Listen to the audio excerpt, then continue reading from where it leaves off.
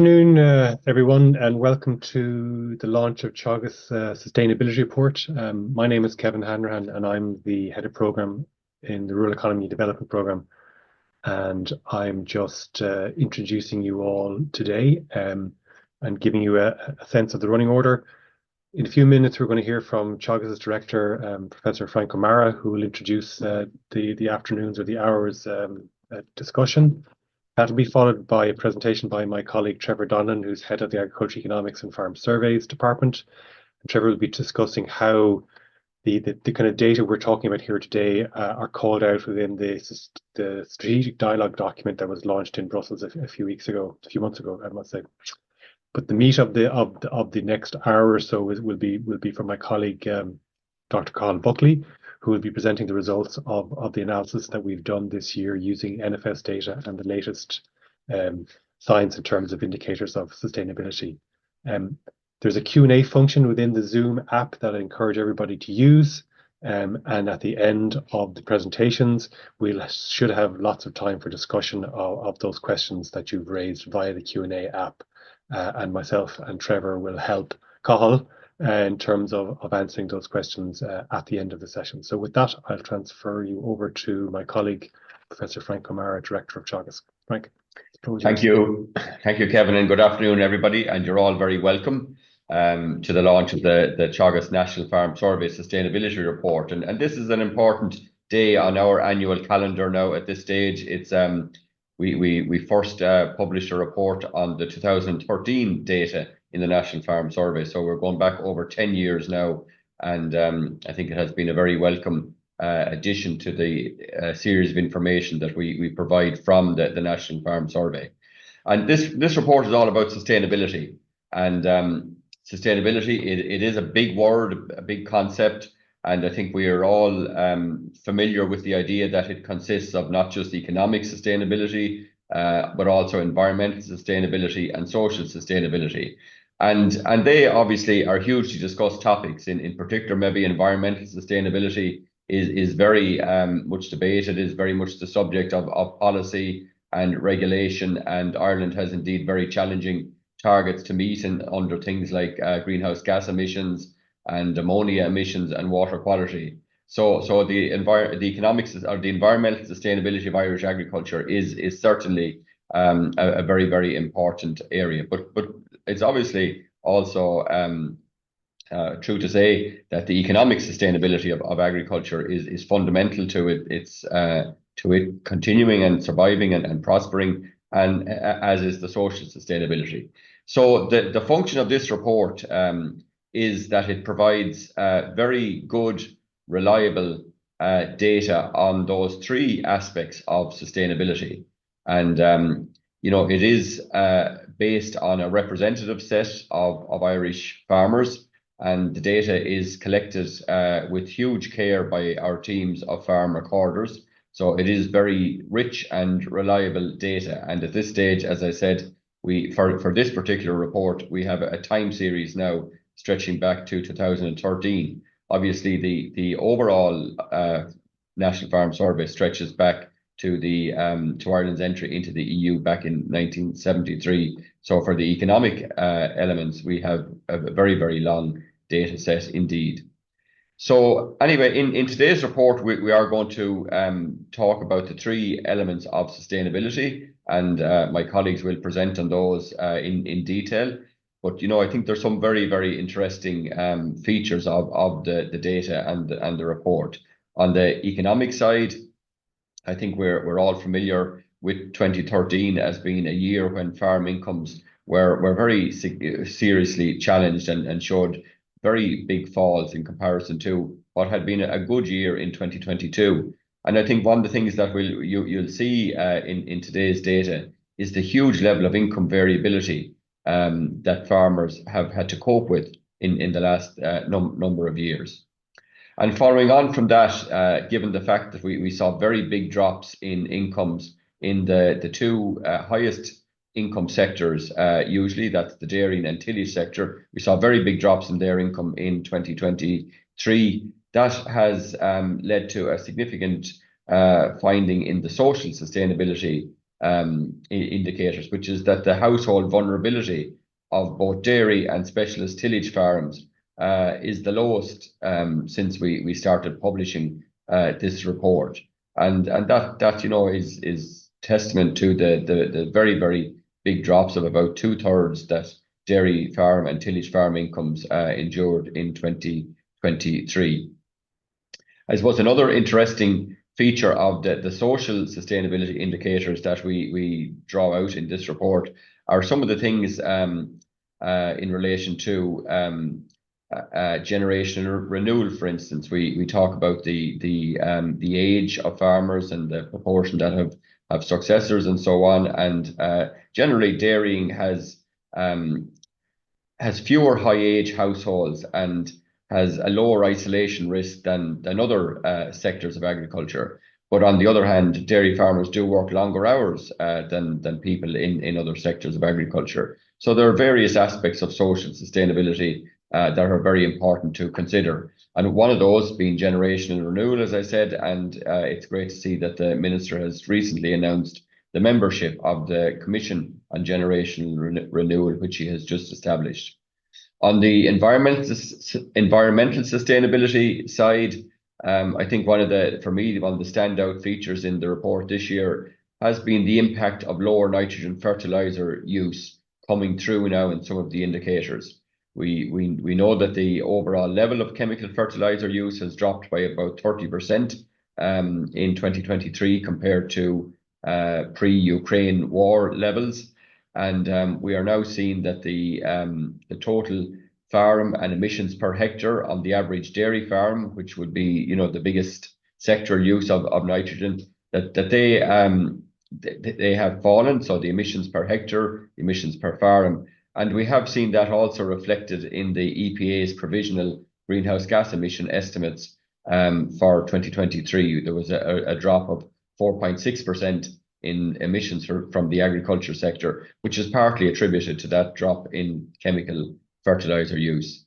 We also see that drop in chemical fertilizer use resulting in the lowest nitrogen surplus per hectare on dairy farms that we have recorded in this series. So again, we would hope that indicator would lead to improvements in water quality data collected and published by the EPA in due course. The last feature of the report that I want to mention that I think will be of interest to people is the data that we have on the adoption of technologies, of key technologies by farmers. And two of those that I just mentioned are the use of low emission slurry spreading. And over the course of the last number of reports, we have been seeing the level of use of low emission slurry spreading increasing, and that is now at a very high level among many farms. And also the use of protected urea, which in this year's report we'll show has risen to about 27% of straight chemical nitrogen. So I think that the data on those indicators are very important to give us a sense of where the interaction of farmers with the technologies available is at, and how we can expect emission trends to develop in the next couple of years. So before I hand back to Kevin, I would just like to thank all my colleagues, in particular Cathal, Buckley and Trevor Donnellan as the main authors of this report, but also all the people involved in the National Farm Survey, and that's the recorders. It's Brian Moran, John Lennon, Muriel Clark, and indeed all the farmers who willingly provide us with their data, and which is obviously anonymized in the production of reports like this. But without those farmers and without the National Farm Survey team, we would not have a rich data set like this to be discussing with you today. So I think we can be very grateful for that. And the last thing I just want to mention is that we will take up the discussion of sustainability next week again, when Teagasc has a conference on sustainability in Irish agriculture, the science and the practice. So we might see some of you at that event in our Ashtown Research Centre in Dublin next Tuesday. So with that, Kevin, I'll hand back to you and hope that everybody enjoys the afternoon. Thanks very much, Director. And listen, I'd like to reinforce your thanks to all those involved in producing the report and providing us with the information, the data at the farm level that allows us to do our work. It's really essential. Next speaker is my colleague Trevor Donnellan. Trevor Donnellan, as I said, is the head of the Ag and Farm Surveys Department. And I just want to remind folks that the Q&A function is still there, and all of the slides that Trevor and Cathal will be presenting will be available on the Teagasc website for you to look at again at your leisure. So with that, Trevor, I'll hand over to you. Thanks very much for that, Kevin, and I hope you're all seeing my slides now. Yeah, so what I'm going to do now is talk to you for the next 10 minutes or so about this recently published report on the strategic dialogue of the future of EU agriculture. And as you'll see as I get through the discussion, it links quite well with some of the work that Cathal is going to be presenting in the presentation that follows, because you'll see that there are calls for benchmarking and measurement of greenhouse gas emissions, and quite a bit of talk as well about the fact that we need to look at economic, environmental, and social sustainability in a synergistic way, and not see them as issues that are in competition with each other. So very briefly, just to recap on how this report was produced back in September of 2023, President of the European Commission, von der Leyen, she set out or announced effectively that this process was going to take place. And as you can see here on the right-hand side of the screen, this was the timeline that took place in terms of a range of different meetings leading ultimately to the report being published in early September. Now, what was the process? Well, the process was what was called a strategic dialogue format, which was reliant on expert opinions, basically, of about 29 major stakeholders from across the agri-food sector in Europe, civil society, rural communities, and also a smattering of academia. And the objective here was to try to reach some common understanding on the future of EU agriculture. There had been some difficult political issues, I guess, in EU agriculture over the preceding year, with farmer protests, farmers unhappy about how EU agriculture and its policy framework were progressing for a range of different reasons across Europe. And I think this report then is a response to that, to try to better align the thinking around agriculture at a European level with the interests of people working in the agriculture sector. So the end outcome here was to deliver a kind of a guiding political principles and recommendations as to what the future of EU agriculture might look like over the next 10 to 15 years. The background context for the report, well, you'd probably be familiar with this first one here, the triple planetary crisis, issues around climate change, biodiversity loss, and pollution, some of which is associated with agricultural activity. I think we'll all be very well aware of the fact that at international level there are growing global political and economic tensions, whether that be in the Middle East or further afield. In the EU itself, we can see evidence of a kind of a growing divide between, for want of a better word, urban and rural communities, and differing expectations with respect to what agriculture can actually do in delivering us food production and other requirements of the agriculture sector. And aligning around that as well is this idea that there seem to be conflicting interests and trade-offs that could be a challenge over the next while.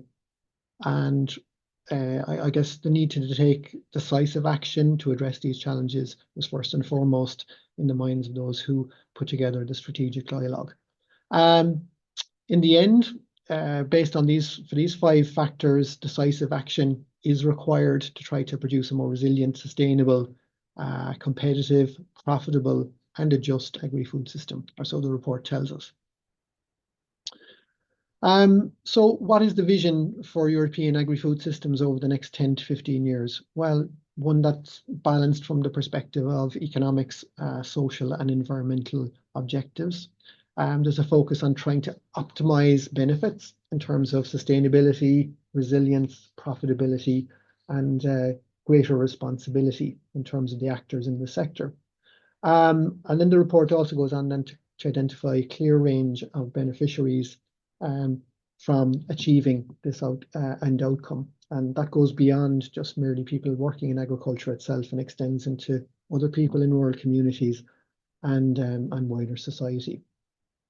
A lot of talk as well in the report about trying to build trust and cooperation between all of the stakeholders, because I think the atmosphere around some of the relationship between stakeholders across the chain and between actors in agriculture and the wider population may have been a bit strained. So what does the report actually do? Well, the report sets out 10 guiding political principles, and I'm going to talk about those in a moment. And then it goes on then to make a series of recommendations across 4 broad categories: economic, environment, CAP, and development and innovation. It also calls, as I mentioned in my opening remarks, for benchmarking so that we can actually see what's being achieved by agriculture over time from an economic, environmental, and social perspective. And at the end, then the report calls for a kind of a new governance model to try to progress issues with respect to the agri-food sector, to kind of break down the silos that might exist between different groups in society, and they're thinking about what the agri-food sector should be delivering for citizens in the EU.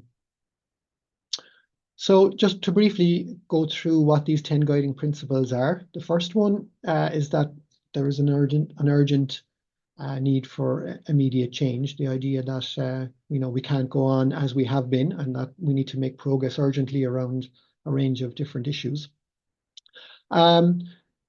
Cooperation and dialogue across the stakeholders in the chain was identified as being critically important. Also was the idea that when developing policy, there needs to be greater coherence, and that policies can't just be seen to be pursuing individual objectives with no consideration for potential adverse consequences in other areas. So synergies from a policy perspective has been highlighted. The importance of the agri-food sector in general has been re-emphasized as well in the report. I think there's a greater recognition now, because of the geopolitical tensions that are out there, of the importance of Europe as a food producer. And on importance, recognition also of the importance of getting more young people into the agri-food system is also highlighted. And there's a call also in the report for a greater diversity of the types of people that are working in farming and food across the EU. Then the report has another principle. It talks about mutual reinforcement. In other words, that in delivering policies that will develop the economic, environmental, and social sustainability of the agri-food chain, that these policies must be supportive of each other, and we need to kind of weed out, for want of a better word, areas where these policies may be conflicting in their capacity to deliver on all 3 of those goals. There's also highlighted in the report an important role for markets. That means people who buy stuff, essentially, the consumer, in driving sustainability. So this is this idea that consumers can make choices about what it is they want to buy. And if those are informed choices, consumers can have a positive impact in delivering economic, environmental, and social sustainability in the agri-food system. The importance of leveraging technology to address some of these challenges is also highlighted. There's also a nod to questioning the diets that people in Europe currently have, and some discussion of what might be done to produce more sustainable diets, and diets that are more balanced and healthier, and diets that might be more supportive of incomes in agriculture, but also more supportive of addressing some of the environmental concerns. And then finally, they're looking beyond agri-food itself into the wider rural community. The ensuring that rural areas are attractive is also highlighted quite strongly. I'll put this point on its own specific slide because the report calls for benchmarking of farm sustainability, which is what we're doing in today's discussion. So we're ahead of the curve in Ireland and in many respects. And there's also a call for the development of common metrics and indicators. By common metrics and indicators here, they're talking about trying to produce some comparability between countries. There's a lot of work now going on in what's now called the Farm Sustainability Data Network, and the National Farm Survey is a partner in that, and there are similar initiatives in every other member state around the EU. So watch this space, I suppose, is what I will say on that one. Looking at the economic aspects, and I'll move through these fairly quickly, there's quite a bit in terms of strengthening farmers' position in the food value chain, in ways that will address such things as price transparency and unfair trading practices, ultimately with the view to improving the prices that farmers receive and the income they derive from the market. There's a discussion as well of how that transition might be financed and the potential need for public and private capital to be used. There's talk of a just transition fund, which would be a separate pot of money outside of the common agricultural policy, which could help to drive sustainability. And there's also talk of better access to capital on the parts of farmers, and even a role for the European Investment Bank in delivering change. There's also a discussion around the EU's trade with the rest of the world, and whether that trade is taking place in a manner that's sustainable.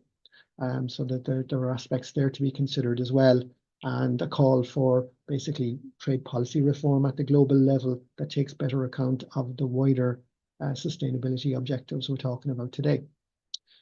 Environmental recommendations, they shouldn't be too surprising. I think people would be quite familiar here with the list that I have in front of you. Biodiversity, nutrient management, more organic production, all of these things are seen as being quite important, as are reducing greenhouse gas emissions. And there's a call at a member state level for countries to develop strategies that would lead to a swift transition to a more sustainable sector. And the driver to do that would be this Agri-Food Just Transition Fund. From an overall development and innovation perspective, there's a lot of discussion about the need for generational renewal, bringing younger people into agriculture, having a more diverse range of people working in the agriculture sector, and having a longer term vision for what rural areas should be delivering. There's also quite a bit of talk about improving access to knowledge and innovation in agriculture. Talk of public-private partnerships, for example, in terms of leveraging research funding, and also some discussion of looking at digital opportunities that could make the sector more competitive. And then finally there's a bit of a discussion around animal agriculture specifically, and in that aspect, I guess they're pointing a finger at the fact that some aspects of animal agriculture generate quite an amount of greenhouse gas emissions, and there's a call for dialogue in that area. And there's talk of providing specific supports to drive emissions reduction in parts of animal agriculture that are quite emissions intensive. There's also some discussion as well around animal welfare legislation and potential animal welfare labelling schemes. And then with respect to the CAP, they want a more fit for purpose CAP for the future, that is still focused on essentially the same socioeconomic and environmental objectives, trying to improve agriculture and also trying to improve life in rural areas. There's talk of targeted income support, particularly around issues of farm abandonment and how we might improve a lot of small and mixed farms, how we might encourage younger farmers and new entrants, and also some discussion around additional supports for areas with natural constraints. Then there's a call for specific environmental payments to really drive the ambition around lowering the environmental impact of agriculture. And the term highest ambition is actually used in the report as a basis for trying to really reach to quite a high level in terms of what we should try to aim for in terms of environmental improvements. And from a budgetary point of view, it's argued that there should be a substantial increase in the annual financial support for environment and climate actions. And then finally, when it comes to governance, there's also a few words to be said here as well. A lot around improving the trust and interaction between the various stakeholders along the food chain and with the wider population of citizens as well. One of the vehicles for that is a proposed European Board on Agri-Food, which would be designed to try to break down, I suppose, the siloed thinking of different organizations and their perspectives on what agri-food should and can do. And there's also a call for more inclusive policy and decision making. I mean, we've seen some work being done on that in recent years, but I think the idea here is that it will become more mainstreamed. What happens next? Well, the Commission, the Parliament and Member States and other stakeholders have to adopt the recommendations that have been made, and those recommendations then, it says, should be developed into bold and swift decisions. The underlying message in the end here coming from the report is that we need to make progress on these issues quickly, and that if we fail to do so, the cost of our inaction will increase only over time. So with that, I will pass you back now to Kevin. Thank you. Thanks, million, Trevor. Hopefully, for those who haven't had a chance to read that big report, that was a good intro, and there's a very good executive summary at the front of the report from the strategic dialogue that's probably worth spending an hour reading. But I'd like to now hand over to Cathal, and before I do, I'd still encourage you to use the Q&A function. There's a few questions in already from colleagues and from guests about the strategic dialogue, and hopefully some of those we'll get a chance to answer later, but we'd really welcome some more questions. And with that, I'll hand to Cathal. Cathal, the floor is yours. Thanks, Kevin. Okay, so I'm here to talk about the results for 2023. In terms of an overview, case and theoretical framework, which the director has already touched on, the methodology around the data, results, and some summary conclusions. Just want to say this is our 10 years kind of reporting the sustainability results. Our first report was published in December 2013, led by T. Hennessy and most of the colleagues here in rural economy, within rural economy. We had a bi-yearly publication then from 2015 and 2017. 2015 led by John Lynch, and I kind of took over in 2017. But since 2017, we've been publishing on an annual basis. So we published this time of the year for the previous year. So we have 10 years basically doing this kind of work. We, if you go back to the first report, we've developed the indicator set. There's a lot more indicators there than there was back in the original publication, and we widened our data collection schedule to try and collect that data. We have to, every time there's a change in emission factors, either being ammonia or greenhouse gas emissions, we change basically when the national inventories change. So we follow the science. Now, for example, this year there's been a change in the emission factors around chemical and for ammonia. So we have to implement that change not only for this year, but backcast it to the historic time series. So that, presents that challenge more work when these emission factors change, and they do change regularly. So you'll see numbers that change go back over the time series. We still have more to do. We're not saying this is the fait accompli. There are some more indicators we're working on. We'd like to develop, and I'll speak a little bit more about that later in the presentation. For those who want to look at the suite of those reports, that's the link. They're all up on the Teagasc website.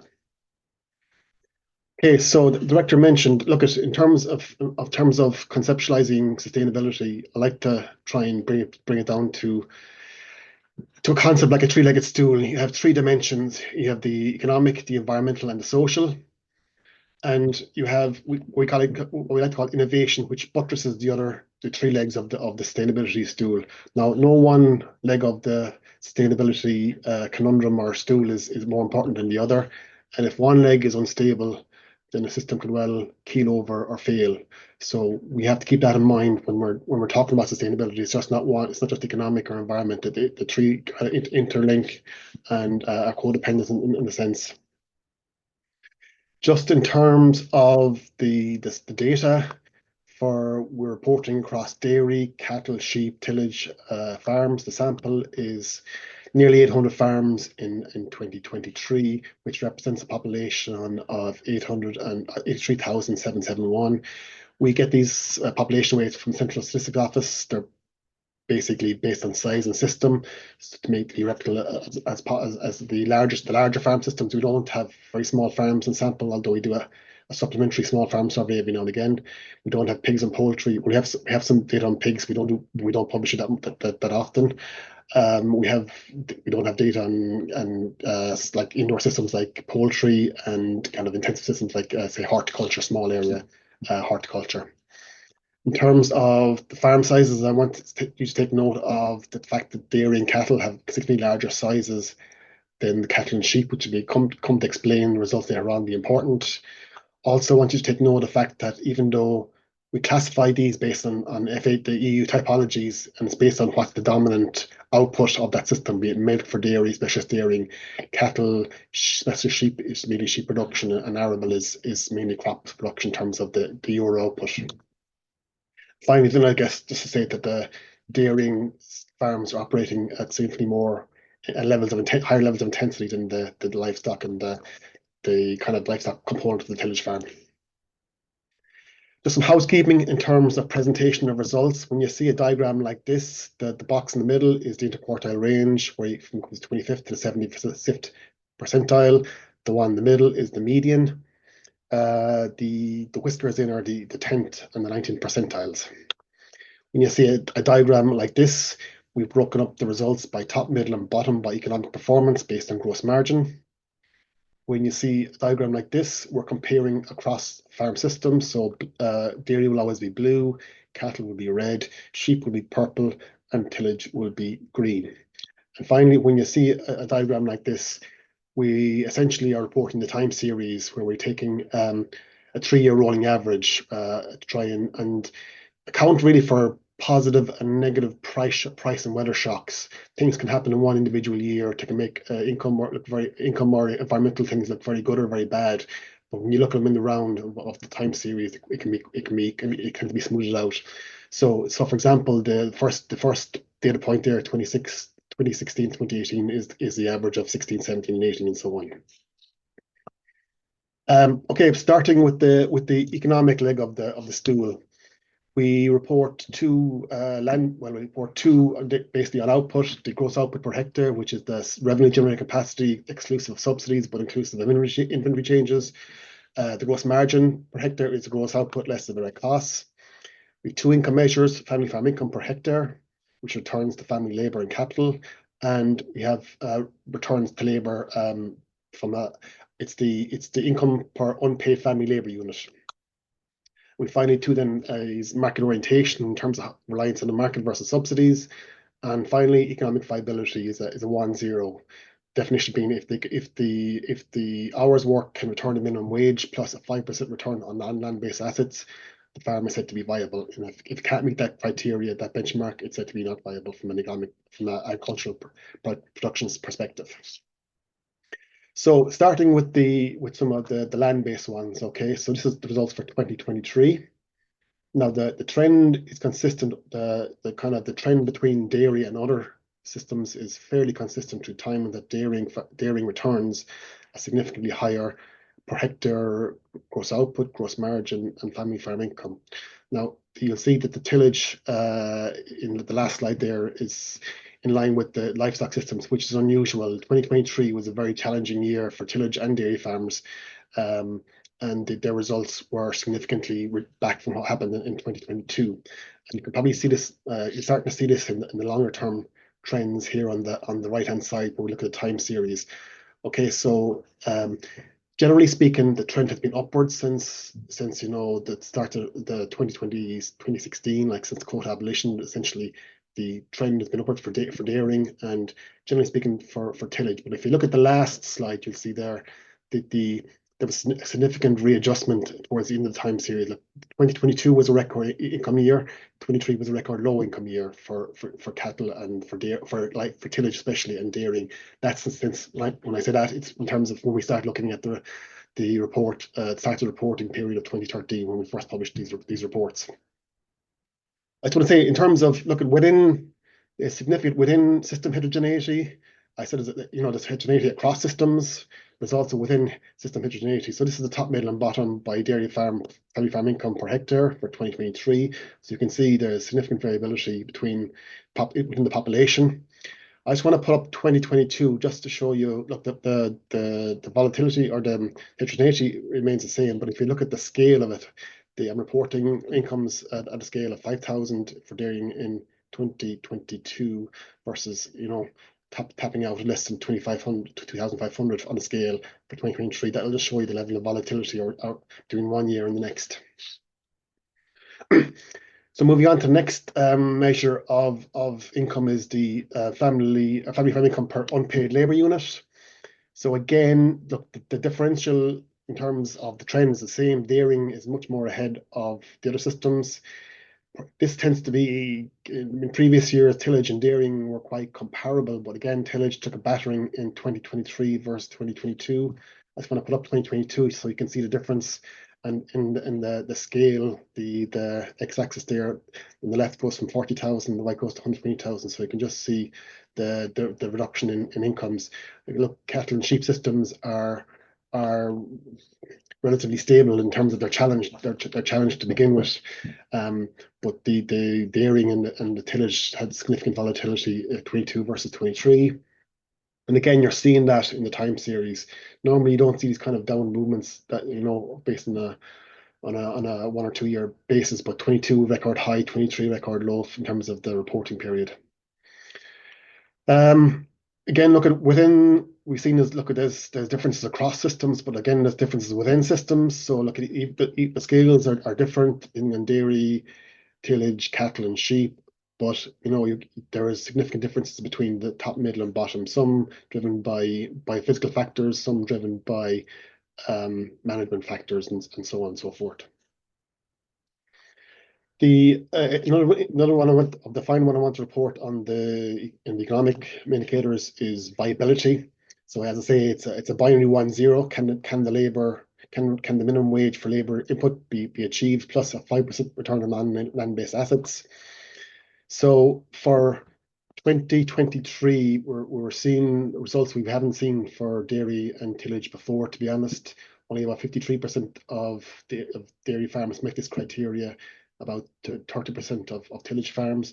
If you look at the long-term trend, for dairying, it's closer to 80% or 85% tend to be able to meet this bar. And for tillage farms, around 75. Look at the livestock systems have always been floating around 20-25%. And okay, the sheep farms had some volatility in not as extreme, same extreme as dairy and tillage in 2023. But the long-term average is around the 25%. Okay, so moving to the second leg of the stool, the social sustainability. So again, we report 3 indicators in relation to the household. Is the household vulnerable or not? And this depends on the previous slide, whether if they achieve viability or not. And if they don't achieve viability and they don't have off-farm employment, they're said to be vulnerable. The second one is isolation. Does he or she live alone? And finally, is it a high age profile household? That's again 1-0. Is the farmer over 60 years of age? And if there's no member of the household under 45, it's said to be a high age profile farm household. The next one is ag education to 1-0, whether they have it or not. And the final 2 then in relation to hours worked on the farm. The first one is the hours worked on farm, and the second one speaks to more work-life balance in terms of on-farm and off-farm employment. I'm not going to go through all of these, but I'm going to pick out some of the the ones supposed to change the most radically or most consequentially in the year in question. So I'm going to start with household vulnerability. So we saw what happened with economic viability, and that had a knock-on effect for household vulnerability. So again, this is the results for 2023, and we're seeing kind of record high levels of vulnerability for dairying and tillage on the back of the income viability.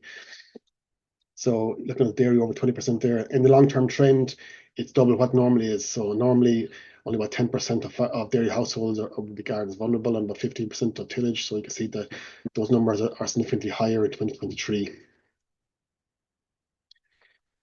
Finally, on the social side, we've hours worked on farm. So you can see, look at it's in line with the long-term trend that dairy farms are putting in 2,500 hours, essentially a little bit more than the non-dairy systems from an on-farm perspective, but the gap changes significantly when you include off-farm employment or off-farm hours worked. So dairy is still ahead, but the non-dairy systems are still working or edging a lot closer, over 2,000 hours. The long-term trend for dairying on the on-farm hours tends to be trending upwards, which is a concern. The principal farm holder is putting in, seems, more and more hours. The non-dairy systems, it's relatively stable, but if you account for on and off-farm hours, total hours worked, it's trending upwards for some systems like sheep and tillage towards the end of the time series, but it is significantly trending upwards for dairy farmers. So again, it's kind of a worrying trend in terms of the hours. It causes question mark whether that's going to be, if that trend continues in the long term, what is it sustainable? Okay, so the final leg of the stool then is the environmental leg. So we report on gaseous emissions, greenhouse gas emissions. We follow the IPCC based framework mainly. We're reporting the ag-based emissions and the energy-based emissions on farms. We also have an LCA life cycle assessment for dairy farms. We're reporting on ammonia emissions. So we followed the national inventories approach for all farms. We implement kind of a farm gate balance, input-output based approach for N balance and P balance, which kind of speaks to the risk of water quality, all other things being equal. Also, the use efficiencies, which is more of an agronomic measure, how much of the nitrogen going out, or nitrogen phosphates going out in product versus remaining available for loss. Final thing I want to say is, look, we do have, I accept, we've been talking about developing a biodiversity indicator for a while. We have a proof of concept we presented last year. We're just having challenges in getting access to kind of requisite farm level LIPIS type data that we need to generate this. So hopefully this will be resolved. I'll have something to present in the time series next year. Overall in the report, there's like 13 or so environmental metrics. We do ag emissions per farm, per hectare, and per kilogram of product, be it milk, meat, or beef meat, sheep meat, so on, and per euro of output. We report the energy-based emissions per farm, per hectare, and per kg of output. Same for ammonia, per farm, per hectare, per kg of output, or per euro of output, on the risk to water quality, NP balances, and use efficiencies. So getting into the why do we do this? Well, the per hectare and per farm are kind of speak to the absolute emissions. Are the emissions going up from an absolute perspective? And it's indications for our national reporting, and we also do so from a per emissions intensity per kg of output, milk, meat, so on, and per euro of output. This goes to speak to our emissions intensity. So getting into the results then, this is the per farm results for GHG emissions in 2023. So it's 617 for dairying. Majority is raised to milk-based, but also some cattle on those farms. They mainly rate to replacements. Some farms keep male animals for a little while. That's actually down on the previous 2 years at a farm level. It's about 4 times higher on dairy farms than the non-dairy farms. The other go float around 150, from 145 to 155, and so on. The other thing I suppose I want to highlight is although they're specialist sheep and tillage farms, a lot of the emissions on those farms are generated by a cattle enterprise. And that's important when it comes to trying to explain some of the results and the trends through time. If you look at the time series, the 3-year rolling average, look, since the although it's this year is down, it's down from the previous 2 years, the long-term trend has been upwards. So we won't see a downward trend maybe until next year if it continues. On a per farm basis, the non-dairy farms are relatively stable, if not declining.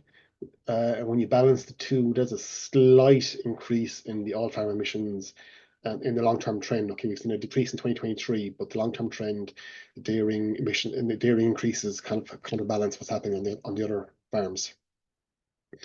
As I say, this is per hectare emissions, so the differential is not quite as stark as the per farm because dairy farms have more hectares to spread the emissions across.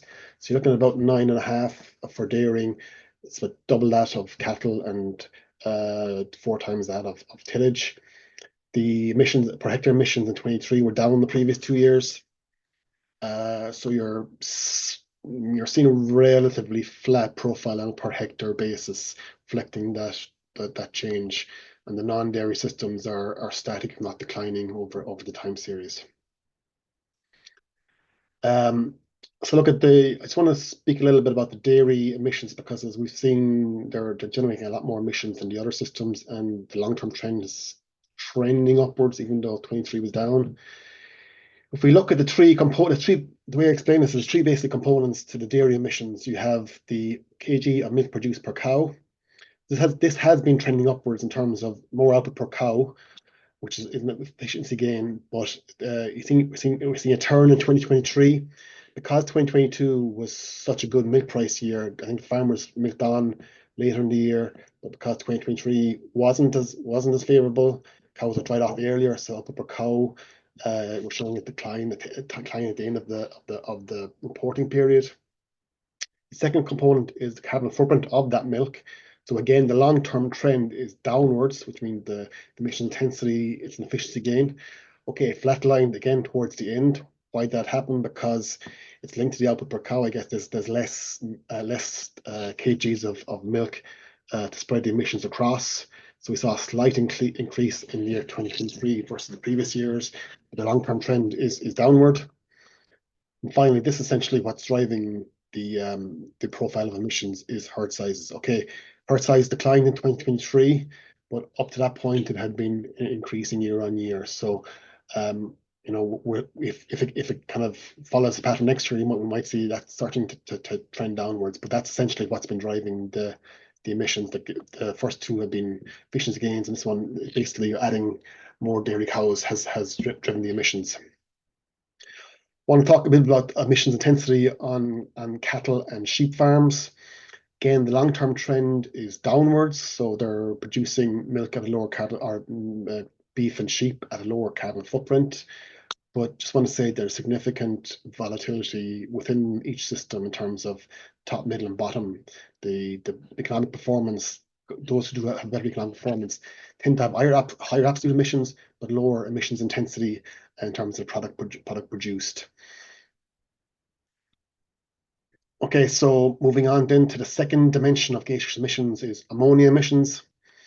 Again, we report per farm and per hectare, per kg of output, emissions intensity, and per euro of output. So again, ammonia emissions per farm, look at in 2023 for dairy farms was 3.14 tons of ammonia. Again, the majority driven by milk production, some associated replacement and non-dairy animals. It was lower than 2022. It's about 4 times higher than the cattle and sheep farms, about 6 times higher than the ammonia on sheep farms. Again, I want to highlight the fact that although they're specialist sheep tillage farms, based on how the inventories work, the cattle portion of those farms enterprises generate the majority of the emissions in both cases. What's the temporal trend? So again, we're seeing the change in emission factors on the chemical end had an effect. We were seeing a decline, but now it's kind of leveling off over the time series. The non-dairy farms, it's pretty stable. Sheep farms declining. on a per farm basis. So again, per hectare emissions in 2023 were actually lower than the previous year. And the differential at a per hectare basis is not as stark as at a per farm basis, because again, dairy farms have more hectares as do tillage farms. So dairy farms have about double the emissions of cattle farms, 3 times sheep and 4 times tillage farms. And the per hectare emissions of ammonia for dairying tend to be trending downwards, as do the sheep and cattle, and the tillage are relatively stable, but at a very low level to begin with. So the final environment dimension I want to mention is risk to water quality. So we report two balanced ones, nitrogen and phosphorus. How are these estimated? Well, we're tracking what's coming into the farm gate in inputs. So what's nitrogen and phosphorus in concentrate feeds, fertilizers, manures, seeds, livestock, and so on, purchased livestock, and what goes out the far side in things like meat, milk, crops, and so on. And one from the other, and the rest is either available the crop, lost to the atmosphere, or lost to the aquatic environment. And that's a per hectare basis. So it's all our things being equal, is the risk to the local biophysical environment. But as we know, a lot depends from a water quality perspective on the local biophysical environment and hydrological pathways. The other ones we report on are nitrogen use efficiency, both nitrogen and phosphorus. This essentially outputs divided by input. It's a measure of agronomic efficiency, how much of the product is going out of the farm essentially in product versus what comes in. So the higher the better. So in terms of nitrogen balance, so as I say, inputs per outputs on a per hectare basis, dairying is always higher than, because of nature system, higher than the other farm systems. It's about 3 times higher than cattle and 4 times higher than tillage. But this is the first time since we started reporting this, once we published the sustainability report in 2013, that dairy farms have had an imbalance below 150. And the long-term trend is reflecting that. We're seeing the dairying farms, their balance has reduced the last number of years, essentially driven by lower rates of chemical fertilizer, essentially. The other farm systems are trending cattle and sheep downward a little bit, tillage fairly stable. The nitrogen use efficiency, as I say, is how much of the N is going out in product versus what's coming in. And the tillage will always be higher than the livestock systems, because it's not the nitrogen is not cycling to an animal, which is not a very efficient user of nutrients. So the long-term trend is about 65-70% for arable, and the long-term trend for the livestock systems is upwards, so that they're hitting around 25%, 26%, 30% at the end of the study period, which is improving from when we first started reporting, which was around 20%. So finally, I want to finish on some of the innovation indicators. So we report a lot in the report. I'm not going to go through all of them. I just want to mention two the director hit on earlier on, because we kind of heavily promote these in terms of the Teagasc GHG and ammonia max. The first one is low emission slurry spreading. So you can see dairying, approximately 81% of the slurry applied on dairy farms is through low emission slurry spreading, 38% on cattle farms, and average farm across all of the population slurry is about 48%. You can see it's come from a very low base in 2018 to these numbers in 2023. Some driven by regulation, others driven by best practice and so on. So that's an encouraging trend. The other thing I want to mention is the percentage of chemical N applied as protected urea.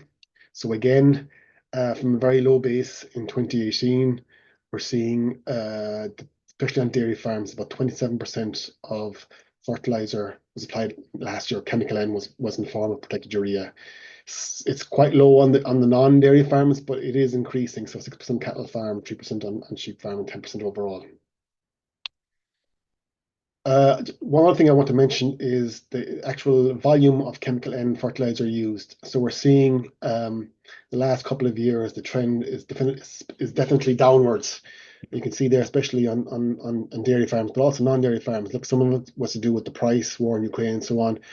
But we're seeing a transition to protected urea, but also less chemical N. And hopefully farmers, we're seeing some evidence that farmers are transitioning things like clover swards and multi-species swards as a hedge against this high fertilizer price. So this is a welcome trend as well in terms of emissions and restored quality.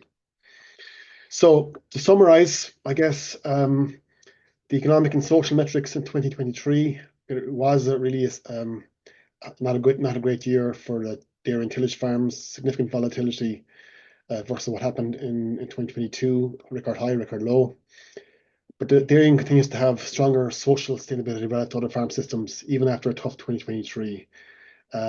Household vulnerability on the livestock systems remains relatively high. Absolute GHG emissions. We in the course of the presentation, I've kind of looked at the long-term trend, but in terms of 2023, we saw a decline in dairy GHGs versus 21, 22, mainly due to reduced chemical N and average herd size. Others was slightly up, but in line with long-term trend. It's a similar trend for ammonia. Dairy showed a decline versus 2022. Other systems slightly up again on a per farm per hectare basis, linked to kind of fertilizer type used and quantity mainly, and some slightly higher stocking rates. Emissions intensity of production was slightly up for milk in 2023. And for meat, but it was basically due to lower output. People, because of the prices, didn't extend the production cycle, I guess. And surpluses were the lowest we've seen for dairying since we started reporting in 2013. They broke the 150 kgs per hectare surplus barrier. In terms of the innovation metrics, the use of low emission slurry spreading continues to increase, as does the protected urea, but at a slower rate, especially on non-dairy farms. Overall, we're seeing chemical end use declining, which tends to be good, but an output remaining up. So that's me essentially done. I'll hand you back to Kevin, but that's my email address, and again, that's the link to the sustainability reports for anyone who wants to follow up. And this will be on the Teagasc website for people who want to dig into the detail of the report. Stuff that I probably haven't covered. There's an awful lot in the report today. I'm just basically scratching the surface of some of the indicators here. Thank you. Thanks a million, Cathal. That's I appreciate that. For those listening and watching in, there's an awful lot of numbers there, and some of the audience will have been familiar, having tuned into last year's webinar and read the report.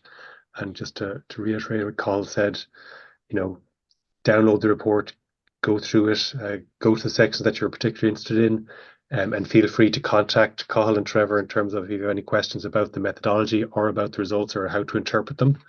We're always happy to engage with people about the data we create and the analysis that we conduct. So listen, we've got a number of questions. Some of them are related to Trevor's strategic dialogue discussion or introduction, and some are to Cathal. So Cathal, I'm going to just pitch a few at Trevor first, and then we'll come back to yours. And to the audience out there, please continue to put questions, particularly in relation to the report that Cathal just gone through, in the Q&A part of the Zoom app. Trevor, there's a number of questions here, comments, or discussion points for you on the SD material. One person writes, "There's hardly anything surprising in the principles." Would you care to comment about which are or which might not be contentious, and which ones would be more likely to get a positive response from farmers? Yeah, I mean, the question basically suggests that there isn't anything surprising in the guidelines, and I think that's something I would agree with. I think that at one level that should be reassuring, because it suggests that the people they brought together for the strategic dialogue had a good sense of what the issues were. I suppose you could turn the question on its head and maybe ask, are there aspects that are missing within the 10, but which isn't something I've had an opportunity to think very much about to this point. Yeah, I mean, whether some of them are contentious or not from the perspective of farmers is a question. The urgency for change, which is the first one, and the question asks whether that's something that farmers might not be supportive of. Well, I guess it depends on what you imagine the change to be. It's very easy to still frame this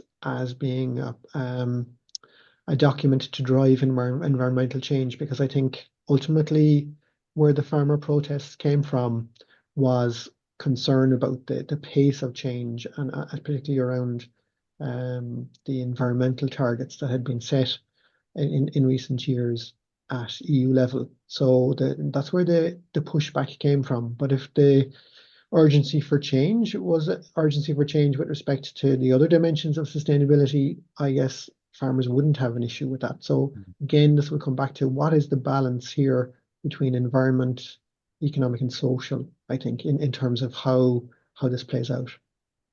And how, I mean, one person has asked, how do you think this SD document, which was created by the committee, for want of a better phrase, I mean, to what extent will it influence the Commission, or is the Commission obliged in some sense to take it on board, or is it not? Yeah, I mean, well, I guess that what's happening in Brussels at the moment is we have a new EU Agriculture Commissioner in place, and arguably this document has relevance for other commissioners as well. But you know, you have new commissioners taking their positions, and a bit like when you get a new minister in a government department in Ireland, you know, there's a kind of a planning process that takes place where the new commissioner kind of sets out their stall. So that's something we'll be watching, I suppose, in the coming months to see to what extent what's reflected in the strategic dialogue is reflected in the thinking of the new agriculture commissioner, and for that matter, commissioners in other areas as well: environment, health, climate. All of those are relevant, I think, to this discussion.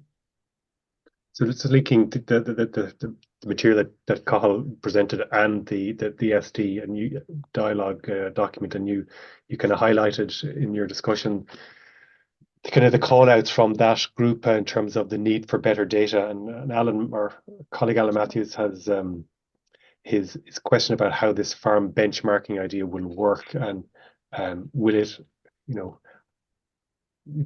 Alan asks, I mean, underlying the suggestion seems to be this sort of idea that somebody has to pay more for products, the food products that farmers produce, to reflect the external costs that are associated with them. And I guess the real question is who will pay, but also how do we benchmark across these multiple dimensions of the stool of environmental sustainability, economic sustainability, and social sustainability, and how do we agree criteria across the union in terms of very diverse agriculture systems? So it's as usual, a very good question and a hard one to answer. So would you like to take a punt on it, Trevor? We could have spent the entire seminar on that question alone, I think. But yeah, I think it's a tricky one. If we had no trade in agriculture between the member states, then I think each of the member states could be free to decide for themselves what they feel are the most important end objectives in terms of what they want to achieve, and could weight up these dimensions in whatever way they saw fit. Yeah, my sense is that in the end here, the benchmarking is going to be fixated around the environmental dimension, because, you know, ultimately there are environmental explicit quantitative environmental targets out there. You know, they're political targets in some cases, because they're derived from farm to fork strategy and EU Green Deal. But my point would be that there are clear environmental targets, quantitative targets in some areas. It's less clear that there are any social or economic targets. And you know, whether we're doing a good job ultimately from the perspective of the economic and social sustainability aspect, then is probably less defined than you know. It's clear what the right answer is if you're doing your environmental homework than in the case of the economic and social. But my sense is that it will lean towards the environmental, but you know, it's something that we will have to see. But I think as you refer to in your phrasing of the question, Kevin, I think how this works in a collective EU kind of structure is another matter that might need to be back and forthing in terms of how it actually is progressed. Cathal, if I think you're still on. You're still there. You just if you've hidden your face. Yeah. There's a few scattered questions that relate to your stuff, and lots of praise in terms of the excellent presentation. First question is about the rate of adoption of the low emission slurry spreading technology. And the questioner is wondering why we're not seeing a greater reduction in ammonia emissions on foot of that change that's actually happening out there and it's being recorded by the farm survey. Sure, look, it's probably mimicking national trends. Look, low emission slurry spreading is an important measure, but it's at the end of the pipe measure. If, for example, and I think animals were housed longer in 2023, so if you have more, the emission factors when they're grazing are a lot lower than they are when they're housed. So if you have more housing, you have more manure, more emissions. So that there's year-on-year variability. Look, the change in emission factors around CAN have not helped us. Like it's put us back. It has jumped up the emissions based on the emission factors. We're going to have to deal with that. When we're seeing more progress with the old emission factors, but I think we have to go with the science. So we have to really push the protected urea going forward as the main chemical then, if we want to see the bigger movement and extending grazing as much as possible. I know weather isn't always helpful, but the longer the days are grass, the less more emissions we're going to have. Yeah, I mean, there's a follow-up question as well on that sort of protected urea question in terms of what can the industry and government do to push towards 100% uptake on both the LESS and the use of protected urea as opposed to CAN. Would you care to comment, or would you like to leave that? It sounds like a policy question to me. But when we're dealing with policy, you either have a couple of options: regulation, incentives, or extension approaches. Yeah. I mean, I think almost certainly it's going to be a judicious mix of them, but probably the ambition to increase them is still there, definitely from the policy side, but getting the right instruments in place. A questioner is asking about the presentation slides, and they definitely will be on the website as well as the report itself. Questioner asking about whether we can parse the progress between the result of regulations or as the result of advisory messaging, and I suspect we can't do that with any kind of scientific rigor, but we think we can say that it's important to have both, and to have, particularly where there's a regulatory change, supportive advice from organizations like Teagasc that allow and assist farmers to actually to do what they need to do. Interesting question here about trade-offs. Which trade-offs do you consider the most challenging in the context of sustainability in European agri-food systems? And how can these be addressed? And I'm not sure who's that directed towards. It's to you, Trevor, or to Cathal, but it's sort of I guess, what is is there a difference between the challenges that we in Ireland face as compared to the average European Union member state or the European Union as a whole? I suspect there might be, but what do you think? I'll have a go off it, Cathal, if you're not taking a punt on it. Yeah, I mean there are differences. I mean, particularly on the environmental side, there are differences that jump out very immediately. I mean, we have a concentration of greenhouse gas emissions in certain parts of our agriculture sector that probably doesn't exist to the same extent in other European countries. And so that's kind of an immediate. Now you can look at that as a challenge, or something that could be a strength, in the sense of, if you want to target interventions, then you can focus in on a more particular group of farms. I think that there are other kind of tensions out there as well. I mean, at the global level, we know that one of the things that we need to do is to reduce the emissions intensity of our food production, or for that matter, the emissions intensity of any form of human activity. The challenge, I think, that, as we've seen from Cathal's numbers here, is that we are achieving success in improving the emissions intensity of greenhouse gas emissions in food production, but that doesn't show up, or the benefit of that doesn't show up in terms of aggregate emissions, in the sense that some of there have been increases in output, particularly on the dairy side. At a global level, we will have to increase food production. I find it hard to imagine a future world that will have, which will have another 2 billion people by 2050 and another billion after that by 2100. It's hard to see how that world is going to have less meat and dairy, for example, than the world today. I mean, at the very least, there has to be some redistribution of it potentially, but it's hard to imagine that we would meet the needs of a growing global population with today's volume of meat and dairy production. So emissions intensity is actually very important. But at the end of the day, from a policy point of view, what counts from Ireland's greenhouse gas commitments is reducing the aggregate emissions. That's a big issue.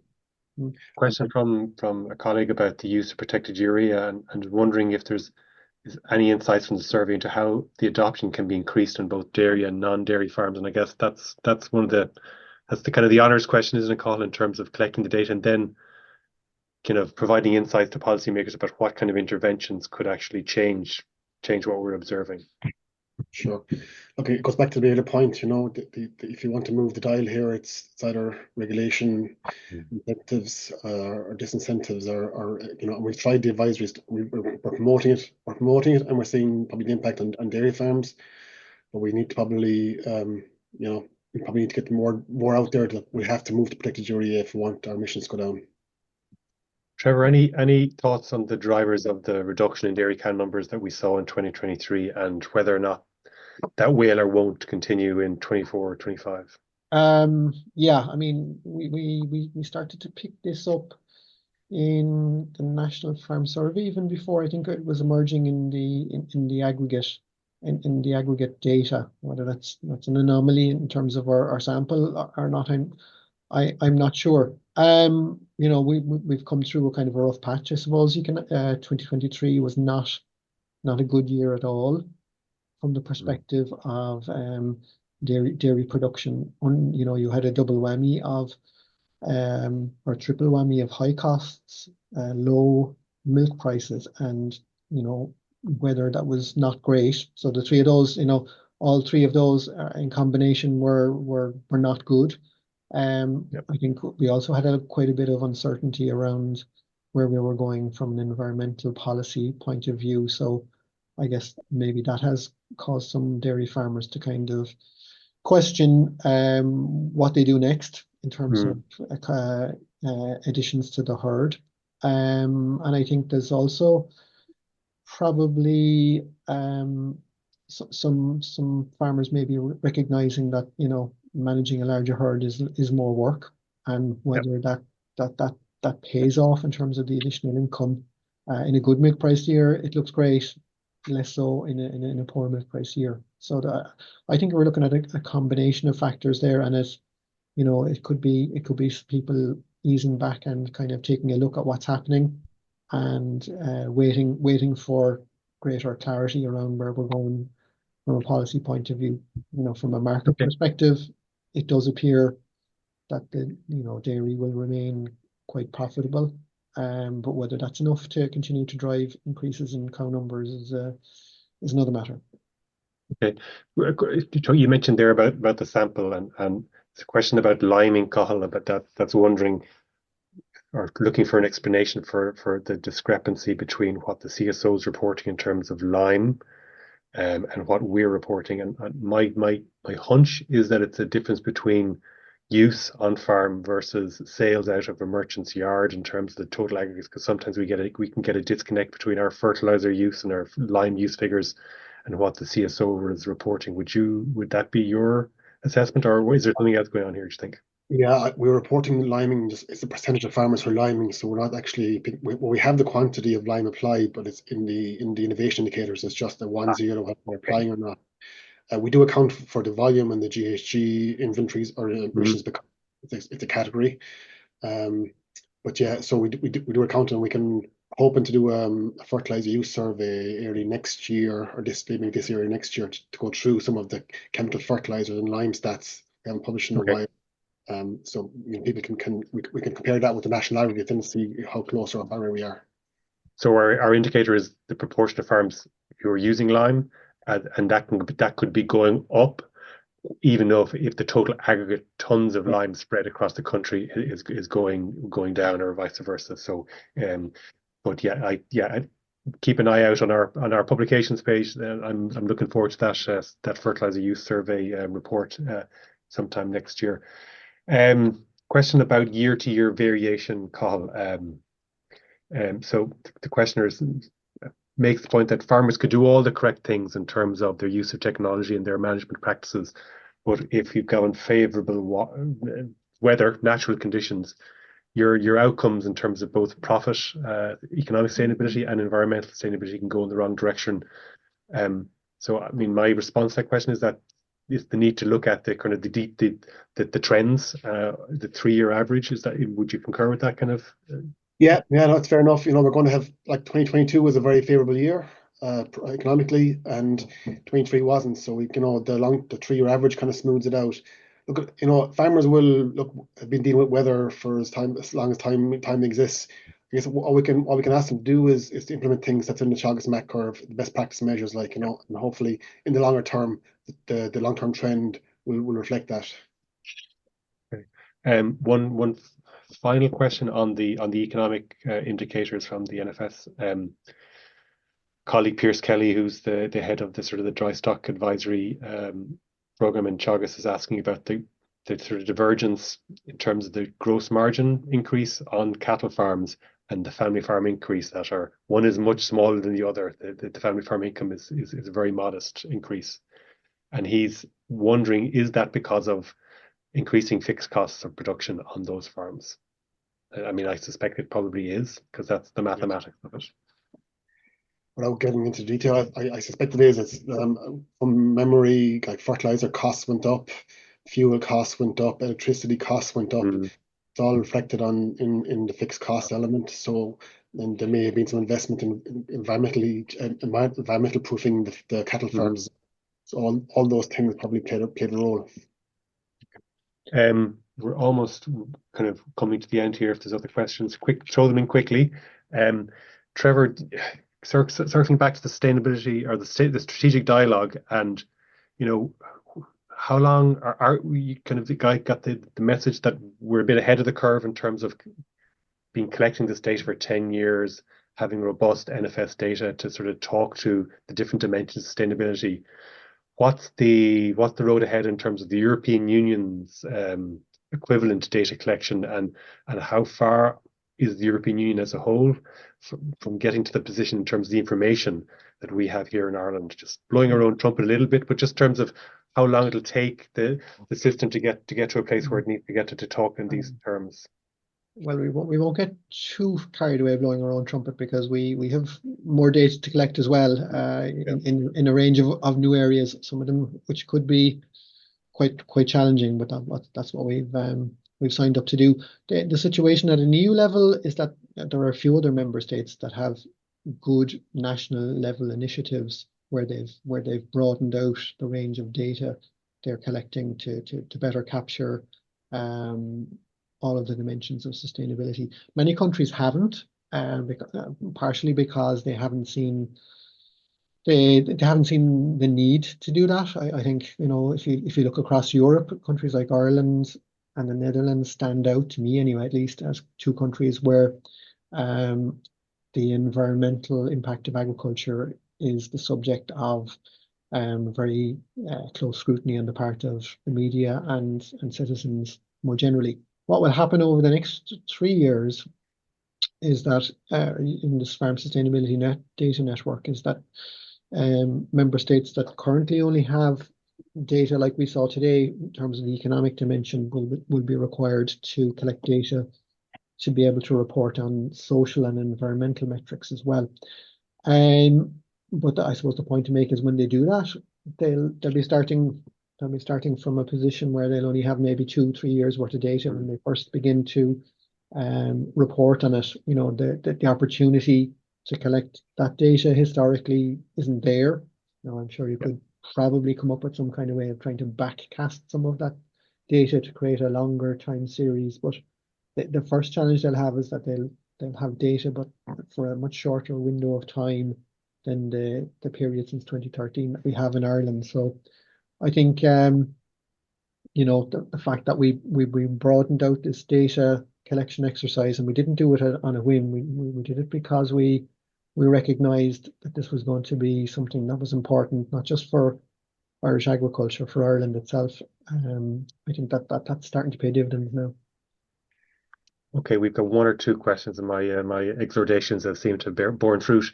Adele Kelly is asking, are there limitations to adoption of some of these measures on particular farms? So you can imagine there might be farms just biophysically, it's hard to see them spreading slurries with LESS. So, you know, it doesn't make sense to have the ambition to get to 100%, or are there measures like within the MAC, for example, where, you know, 100% may be beyond the biophysical sort of limit? Okay, getting any population to do 100% of anything is difficult, not alone farmers, but you know, we can start with the more intensive farmers and work our way down, I guess, is the strategy. Like, and I know for take LESS as an example, okay, there's regulation in place for irrigation farmers, but if non-irrigation farmers are using contractors who have LESS, that's probably getting by diffusion getting its way out there. Like, in some cases, it doesn't make a lot of sense for people to adopt measures like, for example, extensive sheep farmers are putting out so little amount of fertilizer that, you know, adopting clover doesn't make much of a sense, much sense financially to them in the first instance. So it's kind of horses for courses, and targeted measures is the way to go here.